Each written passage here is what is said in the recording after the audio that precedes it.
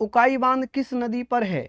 उकाई बांध, देखिए अगर मैं आपको बात करूं क्वेश्चंस लेवल की, तो अब इसका कोई पैटर्न बचा ही नहीं। जो लेवल, जो सब्जेक्ट इन्होंने दिए थे, कभी तो ये पूछ लेते हैं, कभी बिल्कुल नहीं पूछते। कभी पॉलिटी में से एक सिंगल क्वेश्चन नहीं आता, कभी हिस्ट्री से सिंगल क्वेश्चन नहीं आता, है ना। कभी आते तो दो दो क्वेश्चन आ जाते हैं, कभी बायोलॉजी से सिंगल क्वेश्चन नहीं आता, कभी तो पांच पांच क्वेश्चन रख देते हैं।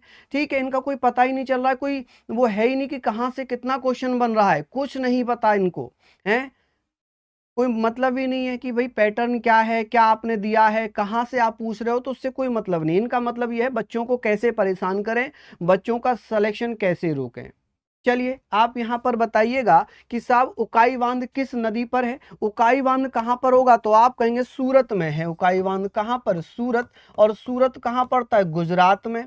कहाँ पड़ता है? गुजरात में पड़ता है सूरत। तो आप कहेंगे भैया नर्मदा नदी, करजन, ताप्ती, आप कहेंगे माही। तो यहां पर क्या आंसर हो जाएगा कि भैया ताप्ती नदी के किनारे पर। कहां पर? ताप्ती नदी के किनारे पर। भाखड़ा नांगल परियोजना कहां पर चल रही है?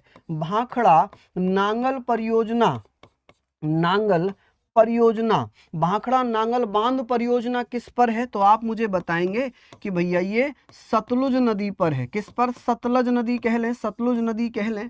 ठीक है, भाखड़ा नागल, नागल गलने से मतलब लूज हो जाती हैं चीजें, तो सतलुज। चलिए नागार्जुन सागर बांध परियोजना किसमें है? जल्दी से बताइए। नागा अर्जुन सागर बांध परियोजना, सागर बांध परियोजना की अगर मैं बात करूंगा तो आप कहेंगे भैया नागार्जुन सागर बांध परियोजना किस पे होगी? तो आप कहेंगे कृष्णा नदी पर। किस पर? कृष्णा नदी पर। तो ये सारी बातें हमने इसमें लिख ली। क्या लिख लिया? सारी चीजें हमने यहाँ पर लिख ली हैं। राणा प्रताप सागर बांध कहाँ पर है? राणा प्रताप सागर बांध बहुत इंपॉर्टेंट है।